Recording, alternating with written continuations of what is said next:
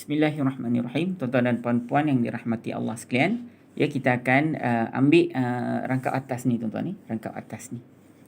Rangkap atas ni, dan mudah-mudahan Allah pemudahkan kita untuk faham ayat-ayatnya. Saya nak baca dari awal ayat. Mudah-mudahan Allah tambah hidayah kita melalui ayat ni. A'udzubillahi minasyaitanirrajim. وَإِذْ نَجَّيْنَاكُمْ مِنْ آلِ فِرْعَوْنَ يَسُومُونَكُمْ سُوءَ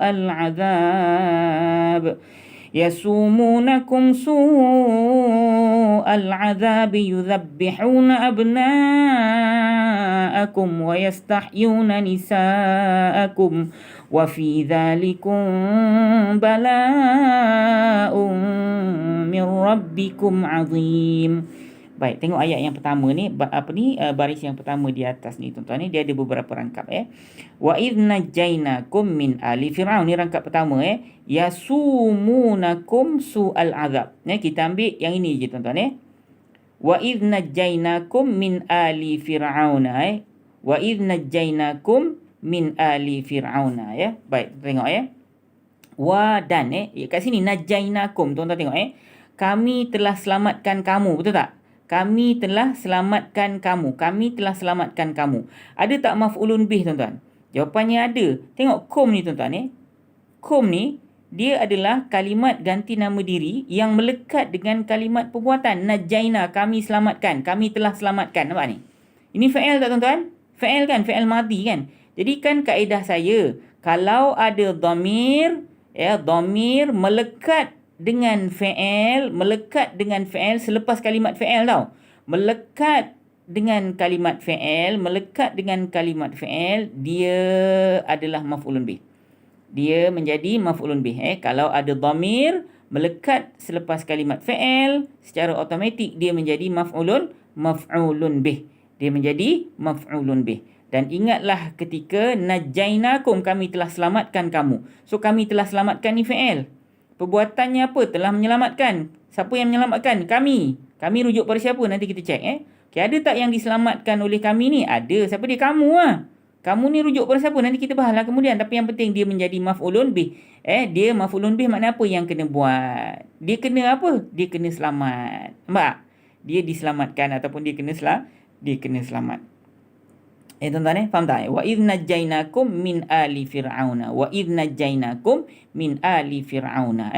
Yang ini pun maf'ulun bih juga. Tuan-tuan dia pun maf'ulun bih. Tapi tuan-tuan semalam ataupun pada pertemuan kita yang lepas, pada pertemuan kita yang lalu, yastahyuna nisa'akum, mereka membiarkan hidup nisa'akum. Yang ni nisa'a, ni isim biasa. Nisa'u boleh, nisa'a boleh, nisa'i boleh. Tapi di sini nisa'a. Kenapa nisa'a? Sebab kedudukan nisa'a dalam rangkap ini menjadi maf'ulun bih. Faham ke tidak? Okey. Yuzabbihuna abna'akum. Nampak? Yuzabbihuna abna'akum. Mereka menyembelih anak-anak lelaki kamu. Ini pun kita dah bahas. Yuzabbihuna ni fa'il. Mereka menyembelih. Siapa yang kena sembelih? Abna'a. Ini ialah maf'ulun bih.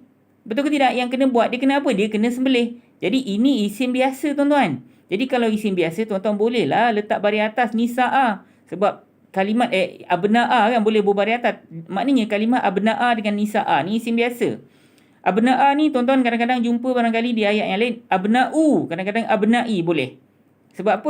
Sebab boleh ubah di isim biasa. Tapi kalau kum ni, tuan-tuan, dia ni isim yang ada gelaran dan fungsi. Isim yang ada gelaran dan fungsi ini dia mabni. Dia apa, tuan-tuan? Dia mabni. Tuan-tuan tidak boleh ubah. Semua isim-isim yang ada gelaran dan fungsi dia mabni. Kecuali ada beberapa. Nanti kita bahaskan kemudian. Tapi secara umumnya dia mabni. Yang boleh ubah tu sikit je, tuan-tuan. Itu isim zaraf. Nanti kita bahaskan kemudian. Tapi kebanyakan ataupun semua daripada kalimat isim-isim yang ada gelaran dan fungsi ini, jangan tuan-tuan bayang pandai-pandai ubah baris. Najaina kuma. Tuan-tuan kata, kenapa kuma? Sebab dia ni adalah maf'ulun bih. Salah. Jangan jawab macam tu, tuan-tuan. Jadi ini ialah kalimat isim yang ada gelaran dan fungsi. Maknanya dia mabni. Jangan pandai-pandai ubah. Baik, kita tengok. Yastahyu. Kita ambil sampai sini. Yasumunakum. Yasumunakum. Kita ambil. Yasumunakum su'al adab. Saya nak kat sini ada soalan kuis kita nanti. Okey, kita ambil daripada awal dulu. Wa maknanya dan kan? Dan maknanya ni lah kalimat haraf. Haraf apa? Haraf penyambung cerita. Ingatlah ketika. Ini kita dah bahas tuan-tuan dalam video-video kita sebelum ini. Ini ialah kalimat isim zaraf. Isim zaraf. Yang ni pun janganlah tuan-tuan pandai-pandai ubahkan baris dia. Jangan tukar jadi izu ke izi ke, tak boleh. Iza ke tak boleh. Dia tetap juga. So ini ialah kalimat isim. Dia ialah isim yang ada gelaran dan fungsi. Gelaran dia apa? Isim zaraf. Isim ruang. So dia ruang masa ke ruang tempat? Dia ruang masa. Kan ketika kan? Ingatlah ketika, sewaktu, semasa. Itu adalah kalimat isim ruang masa. Dia menunjukkan masa yang tertentu. Ketika Fir'aun datang kepada kaumnya. Kan masa tu. Ketika mana? Ketika Fir'aun datang pada kaum dia lah. So ini ialah isim zaraf masa. So isim yang ada gelaran dan fungsi macam isim zaraf ataupun isim ganti nama diri, dia mabni, dia kebal. Jangan pandai-pandai ubah baris dia. Okey, najainakum, najaina. Dua kalimat najaina dulu. Kami telah selamatkan. Kami telah memberi kejayaan. Macam itulah, kami telah selamatkan sebenarnya dalam konteks ini. Naja tu asal perkataan dia berjaya. Okey. Najaina, kami telah selamatkan. Ini ialah kalimat apa tuan-tuan? Kalimat isim ke fi'il ke haraf? Kami telah selamatkan. Ini ialah kalimat fi'il. Fi'il apa yang ada telah? Jawab.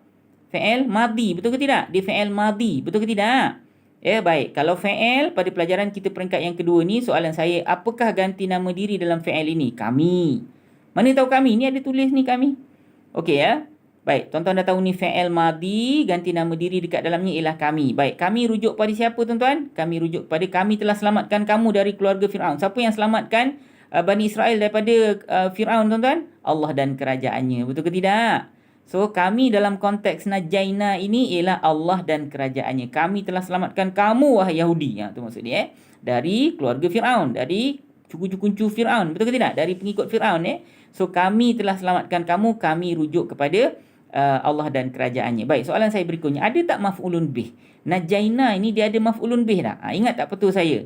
Kalau ada dhamir melekat dengan fi'il, automatik jadi maf'ulun bih. Ada tak dhamir yang melekat dengan najaina, fi'il najaina ni? Jawapannya ada. Apa dhamir dia? Apa ganti nama diri? Kum lah, betul ke tidak? Kum inilah dhamir ataupun ganti nama diri yang melekat dengan selepas kalimat fi'il najaina ni. So secara automatik, tuan-tuan tak payah bahas panjang-panjang, dia automatik Ustaz Nasar ni automatik jadi maf'ulun bih. Kenapa? Sebab dia melekat dengan kalimat fi'il. Kalau kalimat isim, ni kalimat isim bukan tuan-tuan dia kena melekat dengan fi'il. Kalau dia melekat dengan isim, dia jadi lain. Nanti kita bahaskan kemudian. Dia jadi idhafah. Nanti kita bahaskan kemudian. Dia mesti melekat dengan kalimat fi'il. Jadi kum ini adalah maf'ulun bih. Tapi maf'ulun bih boleh ke kita tidak? Kita gunakan kaedah kalau maf'ulun bih kena letak baris atas Ustaz. Jawapannya tak boleh. Kenapa tak boleh? Sebab kum ialah isim yang ada gelaran dan fungsi. Dia mabni. Faham ke tidak? Dia mabni. Okey tuan-tuan So, habis najaina, dia ganti nama diri dalamnya ialah kami. Kami rujuk kepada Allah dan kerajaannya. Maf'ulun bihnya ada. Mana maf'ulun bih dia? Kum. Kum. Kum ikut tak syarat maf'ulun bih? Tak boleh syarat dia ada baris atas. Sebab apa? Sebab ini isim yang mabni. Isim yang ada gelaran dan fungsi. Semua mabni. Yang boleh ubah-ubah baris hanya isim biasa saja. So, walaupun dia maf'ulun bih, dia tidak boleh ikut kaedah bubuh baris atas dekat ujung. Tapi secara kita panggil hakikatnya dia sebenarnya adalah mansub. Cuma tak boleh letak tanda mansub saja sebab dia kebal. Okey, kum ialah isim yang ada gelaran dan fungsi. Dia ialah isim ganti nama diri dan ganti nama diri pada siapa? Ganti nama diri kepada orang-orang Bani Israel semasa Bani Israel lah, orang-orang Yahudi. Sebenarnya dia termasuk Yahudi zaman Nabi Musa dan termasuk Yahudi zaman Rasulullah SAW. Sebab kalau dia tidak diselamatkan Yahudi pada zaman Nabi Musa, barangkali Yahudi yang ada kat Madinah tu semua pun tak ada juga waktu tu. Sebab dah habis mati kena bunuh dengan Fir'aun kan. Jadi sebab Allah selamatkan Yahudi zaman Nabi Musa, maka sebab itulah Yahudi zaman Nabi Muhammad SAW pun masih ada juga. Itu maksud dia. So hukum ni rujuk kepada bangsa Yahudi. Okay, min maknanya dari. Ini ialah kalimat haraf jar. Ali ni pengikut. Ini ialah kalimat isim. Ini ialah kalimat isim biasa. Isim biasa dia mabni ke mu'rab? Dia mu'rab. Dia boleh ubah-ubah baris. Betul ke tidak? Okey. Ni alu ke ala ke ali? Dia ali. Kalau ali dia sedang berpangkat marfu' ke, sedang berpangkat mansub ke, sedang berpangkat majrur tuan-tuan? Dia sedang berpangkat majrur. Betul ke tidak? Tanda majrur di mana? Kasrah. Tanda majrur dia baris kasrah. Kalau marfu' tanda dia tanda marfu' ialah dhammah. Betul ke tidak? Nanti saya tunjukkan tuan-tuan. Tuan-tuan balik dekat tuan-tuan punya diagram yang biru ni tuan-tuan. Isim biasa Isim biasa. Ni pangkat dia, kalau mansub tanda mansub fathah. Kalau tanda marfu' dhammah. Kalau tanda majrur kasrah. Betul ke tidak? Okey, kat Ali tu tuan-tuan jumpa Ali dia sedang berpangkat mansub ke marfu' ke majrur tuan-tuan. Cuba tengok Ali ni balik semula. Ya. Tengok Ali. Alu ke ala ke Ali? Ali maknanya dia sedang berpangkat apa tuan-tuan? Dia sedang berpangkat majrur. Tanda majrur di mana? Tanda majrur di kasrah. Okey. Fir'aun ni Fir'aun lah. Isim ke fa'il ke haraf tuan-tuan? Dia ni ialah isim. Fir'aun isim lah. Isim yang ada gelaran dan fungsi ke isim biasa? Dia ni ialah isim biasa.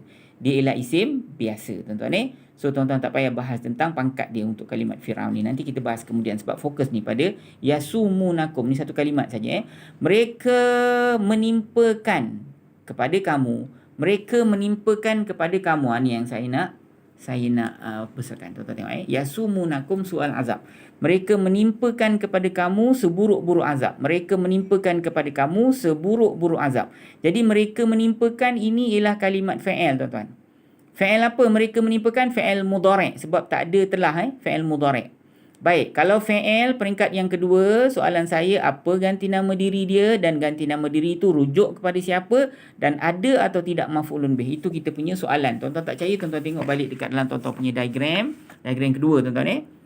Soalan saya, nanti saya kecilkan semula ya. Okey, kalau tuan-tuan jumpa tadi kalimat isim dah settle ni peringkat kedua tuan-tuan Diagram kedua, peringkat kedua. So, kalau tuan-tuan jumpa fa'il, mula-mula saya nak tanya apa ganti nama diri dekat dalam kalimat fa'il tersebut. Yasumuna, mereka menimpakan. Ganti nama diri dia mereka, betul ke tidak? Kemudian mereka rujuk pada siapa? Siapa yang menimpakan kepada Bani Israel seburuk-buruk seksa? Kipti, Fir'aun dan pengikut dia kan? Kemudian soalan ketiga, tengok kalau ada maf'ulun bih atau tidak. Okey, tuan-tuan tengok ya. Maf'ulun bihnya ada atau tidak ya. Okey, nanti saya besarkan semula. Yasumunakum. Mereka menimpakan kepada kamu. Mereka menimpakan ke atas kamu. So, yasumuna, mereka menimpakan, ini ialah kalimat fa'il, iaitu fa'il mudhari'. Jadi, kalau fa'il, soalan saya, apa ganti nama diri dia? Mereka rujuk pada siapa? Rujuk kepada Fir'aun dan pengikut dia. Baik, soalan saya, ada atau tidak maf'ulun bih untuk kalimat perbuatan yasumuna? Ada atau tidak maf'ulun bih dekat dalam ni? Kalau ada, mana? Tunjukkan pada saya. Okey, kum maknanya kamu, ini ialah kalimat isim yang ada gelaran dan fungsi. Gelarannya ialah isim ganti nama diri, isim dhamir. Isim apa tuan-tuan? Isim dhamir. Betul ke tidak? So kalau isim dhamir, dia jadi dhamir kepada siapa? Dia jadi dhamir kepada Bani Israel ataupun orang-orang Yahudi. Tuan-tuan isim biasa semua mabni. Tuan-tuan tak boleh ubah baris dia. Kum lah. Jangan tukar jadi komu ke komi ke koma ke, tak boleh. Baik, soalan saya tadi tolong jawab sampai sini je. Kita punya perbahasan sampai yasumunakum. So tolong bagi tahu dengan saya, yasumuna ini ada atau tidak maf'ulun bih? Kalau ada, mana maf'ulun bih dia? Tolong bagi tahu dengan saya dan hantar jawapan tuan-tuan ke 0108173131. Saya tunggu jawapan tuan-tuan. Terima kasih. Assalamualaikum warahmatullahi wabarakatuh.